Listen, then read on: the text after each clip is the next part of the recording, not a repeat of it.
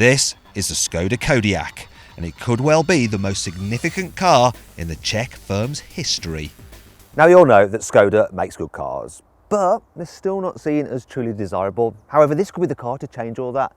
And to find out, I'm going to see if the Skoda Kodiaq, which I'm actually going to call the Skodiaq for short, has the comfort, the allure and the technology to mix it with posher SUVs. After all, Skoda wanted to charge up to £35,000 for this car. Now, if you click up there to go to carwow.co.uk, you can compare offers from dealers and buy at a price you're confident in. On an average, people save £3,600 on a new car through CarWow. The Skodiaq is a very practical car. As well as this 5-seater, you can get it with 7 seats. And it's smart looking too. In fact, it's in danger of overshadowing the Volkswagen Tiguan, with which it shares many of its parts.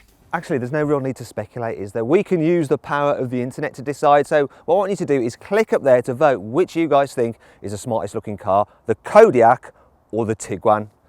Do you know what? I wish I could time travel so I could see what you guys said.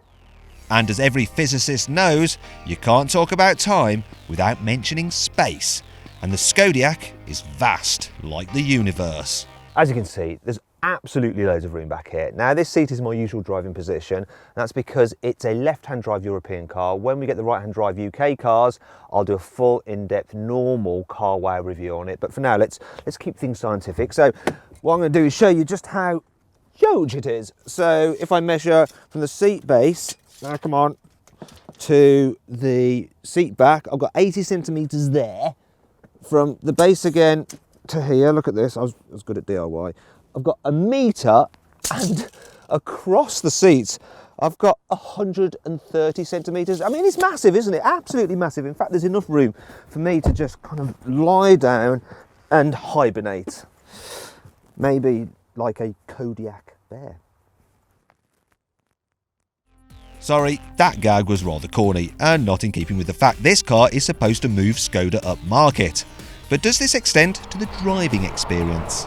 Recently, I drove the new Audi Q5 and I did a couple of scientific tests measuring its comfort levels and noise levels with special apps on my phone. I'm going to do the same with this Skoda Kodiaq. So I did those trials at 50 miles an hour, and that's what we're doing now. So I'm going to put the noise meter on and see what we're getting.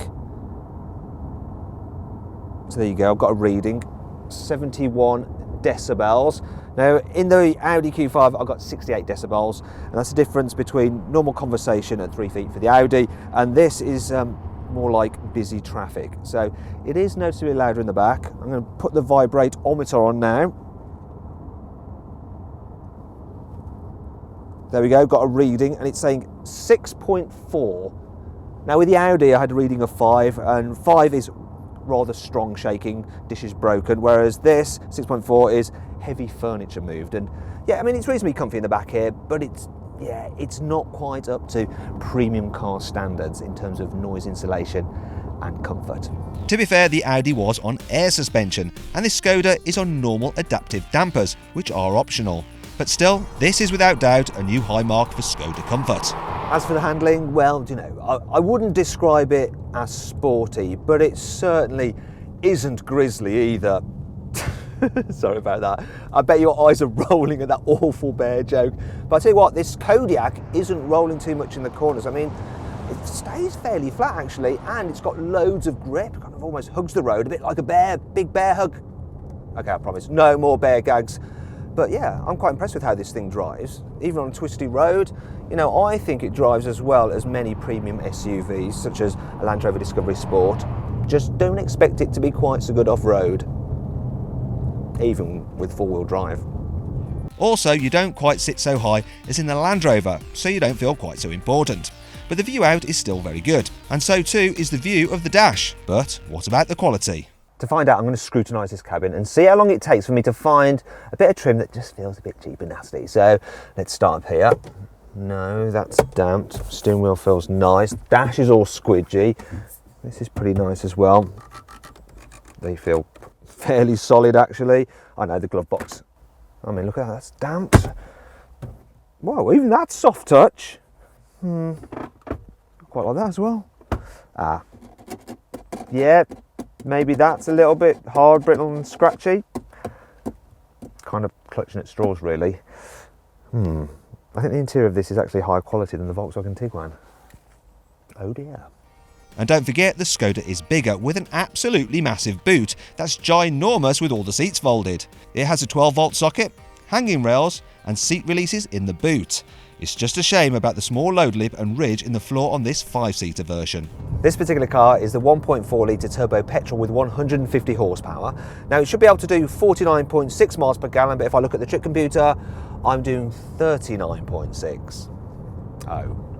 Overall, this 150 horsepower petrol is pretty gutsy. People wanting to travel fully loaded regularly or tow with this car will be better off going for one of the 2-litre diesels. If that's the case, then avoid the entry-level S model because you can only get it with the slowest engines. So upgrade to the SE because then the whole engine range is available. Plus, that model's got all the kit you really need, including this lovely 8-inch coloured touchscreen. I mean, I love the graphics on it. They're really sharp. It's very easy to navigate, and I like the way it does that when you move your finger towards it. The only problem is that the shiny screen does mean you leave some grubby fingerprints about the place if you're a little bit greasy like me.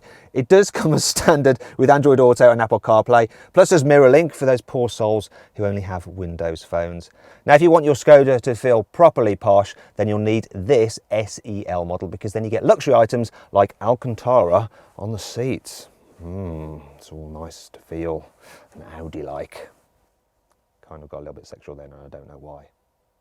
And like with many premium cars, you can spec up your Skodiaq with a range of items like adaptive cruise control, LED lights inside and out, and all-round cameras with a 3D mode, which is a little bit weird. Yet there are still those family-friendly bits you'd expect from a Skoda, like a torch in the boot that's magnetic, picnic tables with cup holders, and umbrellas in the doors, just like a Rolls-Royce. The Skoda Kodiaq starts from £21,500, so it's pretty blooming good value for money, isn't it? And still very much a Skoda then. But if you spend some more on it, you can upgrade this car to something that has the appeal to genuinely take on some premium badge rivals. If you enjoyed this video, please like it and share it, and click on our logo to subscribe. Click on the video windows to watch our review of the Volkswagen Tiguan and the Seat Ateca.